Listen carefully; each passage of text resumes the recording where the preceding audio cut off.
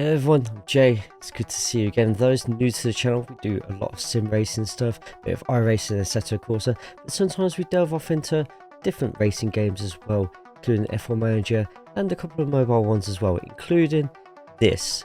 So every now and then, I like to drift away from the sim racing content on here. Sometimes I get a little bit tired of just driving miles upon miles, so I'll pick this up and see what's available. And just found out that couple of days ago they've relaunched Hot Wheels Race Off.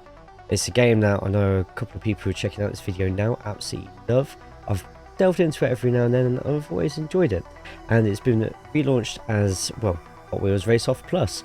So yeah, the fun that many of us have had on Race Off, it returns. I'm going to do a special video today where we'll go into the start of the game and we'll have a look at some of that gameplay. Can't wait to get into it, and hopefully you can't wait to watch. It's being re-released on Apple Arcade, so make sure that you get yourself onto there, and if you have your free trials for Apple Arcade, use them now because you'll be on this non-stop. Before we continue, hit that thumbs up button and make sure you're subscribed. In the video description below, check out the Twitch channel, Discord and other socials. Don't forget to comment underneath and enjoy the rest of the video. We are going to dive into the single player mode of Hot Wheels Race Off Plus. This mode allows you to race 30 Hot Wheels cars across 60 insane physics racing tracks, where we can blast off with boosters, loops and jumps to stunt on the iconic Hot Wheels orange track. You can upgrade and build your collection of Hot Wheel cars by collecting the little tokens in the game. At the moment we have 160, but you can also challenge your friends and the world in the Apple Arcade Game Center leaderboards. It has been a long time since I've delved into this sort of game, so you are going to see me make plenty of mistakes that hopefully you lot will see and learn from pretty quickly. On the right hand side is your throttle / gas.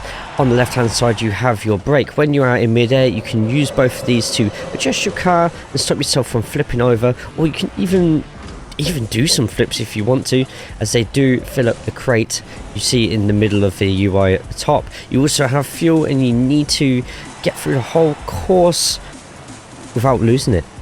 The fuel will automatically go down whether or not you are accelerating, and as you see we need to work on our car. We need to get some upgrades done, but luckily those little tokens that we've been collecting as the race has gone by, we can just use those straight away and upgrade 4 very important attributes that you will see on every single car.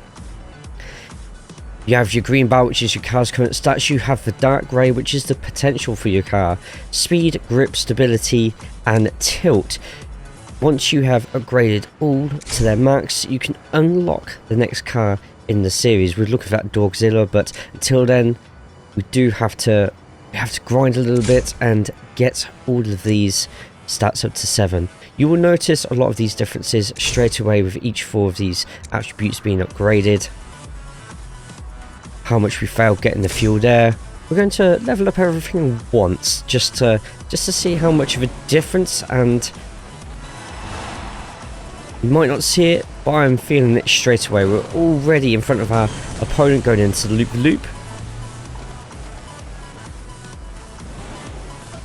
And we nearly tried a little flip just there, but instead we got a really nice looking wheelie instead. Let's just try and focus on safety a little bit, getting through as we refuel. And we have learnt from our mistake last time. We're not going to go so hastily into some of these hill climbs. We're just making our way through. Let go of the accelerator and just use our momentum. Give it a go, and that wasn't a good move. I probably should have said that a little bit earlier, but if you land on your roof, do you hit the little nozzle sticking out the back of your car, you go boom. You don't want to go boom.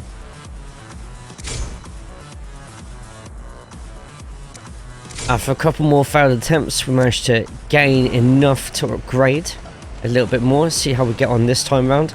Have a good feeling about it.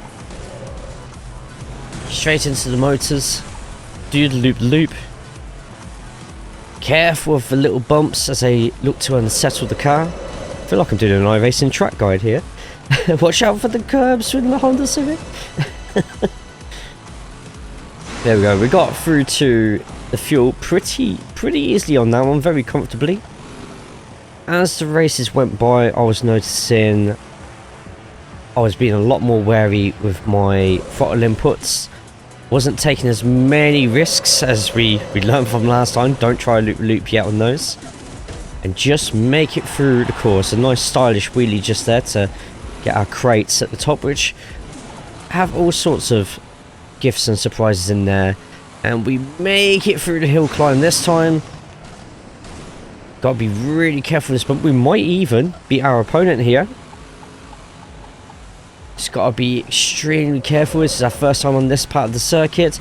Got one more loop and I think our opponent, there's the finish line, just beats us there. But you do unlock the next track in the single player upon completion of the tracks before. You only get the 3 stars once you beat your opponent.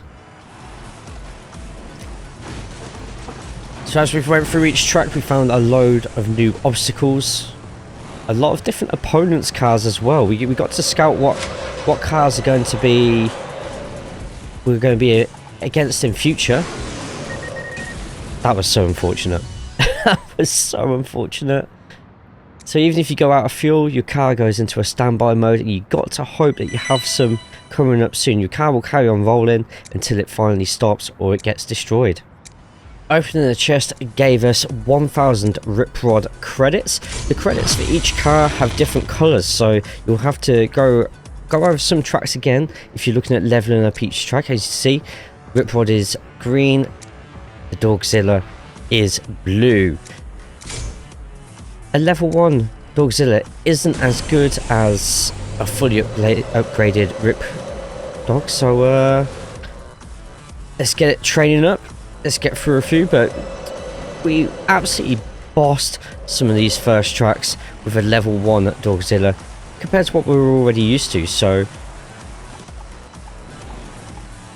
each car does handle slightly differently depending on what your attributes of the cars are.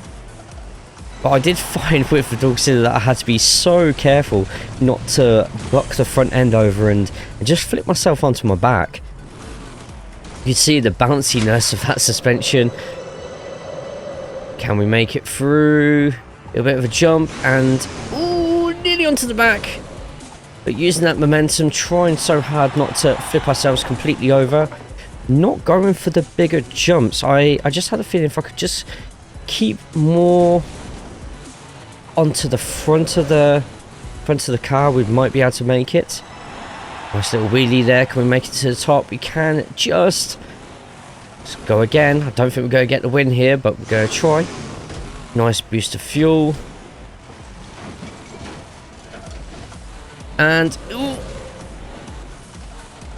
it's a very difficult car to control. Trying our best here.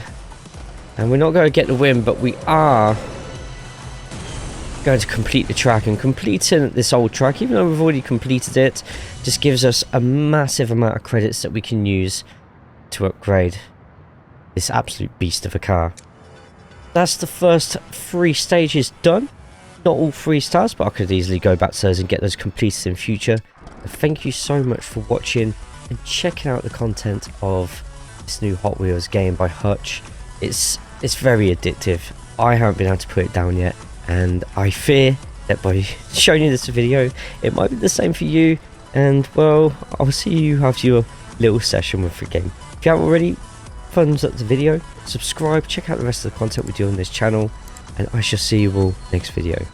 Take care of yourselves, but most importantly, please make sure you take care of each other.